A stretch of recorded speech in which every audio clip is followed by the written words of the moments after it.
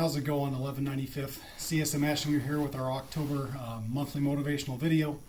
I know mission is just about upon us, and so I was pondering what the best message I could put out this month is. And I thought back to one of my best Army memories. On my first tour in Iraq, I was scared to death, and I was going to end up being a 50 gunner doing convoy escorts. And I got great mentorship. I had a wonderful NCO that taught me prior to every mission to visualize the success that you'd have regardless of the contingency, and to play through whatever the worst cases are in your head. And I would sit there on those beautiful, often cold mornings under the stars, my hand on the spade grip of that wonderful M2 50 caliber machine gun, and I played through many contingencies, thankfully, which most never happened, but scary stuff. But I always envisioned my own success. And that's how I personally got after preparing for a mission. And it was successful. And so I would encourage you to do the same thing as we build into our mission year. Visualize the success that you're going to have in teaching our ILE students. Thanks for everything that you do to our officers, to our NCOs, to our enlisted, to build success in our mission. So to piggyback on my point, I decided to get our Brigade Chaplain in. So Chaplain, without further ado, please take it away. Hey everyone, Chaplain Kesson here.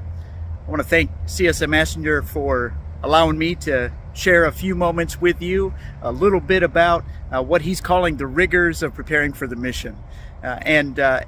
He invited me to think about that and to be able to share something with you all. And actually, when I think about what it is to prepare for the rigors of our mission, for the challenges that are yet to come, the obstacles that will more than likely get in the way, something comes to mind that was taught to me years ago that is really kind of countercultural. Because I don't know about you, but I'm really good about doing a task. If someone gives me a list and gives me a task, you complete A to get to B, you complete B to get to C, and so on. That's a real easy thing to do in that regard. We can complete a task. In fact, we become taskmasters in so many ways, don't we? We become people of the task, if you will. We get so ingrained in that we forget one important element, and what I think is probably one of the most important elements in preparing for the rigors of mission, and that is simply slowing down and being able to catch your thoughts. The opportunity to be able to slow down and to be able to simply be in the moment, simply to be able to give yourself an opportunity in your body, in your mind, in your soul, to be able to just reset.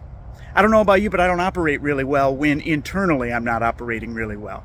The tasks become difficult if I am at unease within my psyche, within my being, within my spirit, within who I am. And so I need to be reminded of that foundation. And an important piece of that, in the element of being, might come from a place of faith.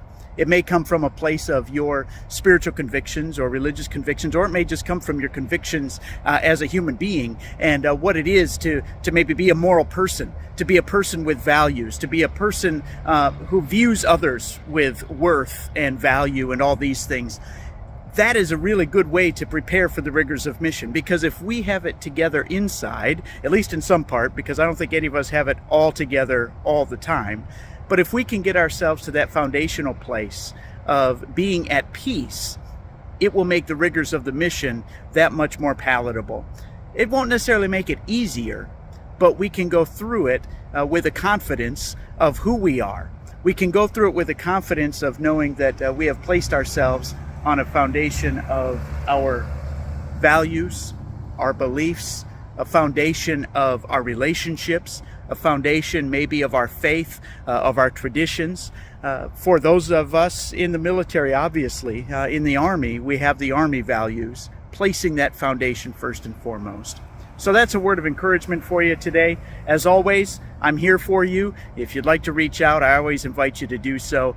Take care till we meet again.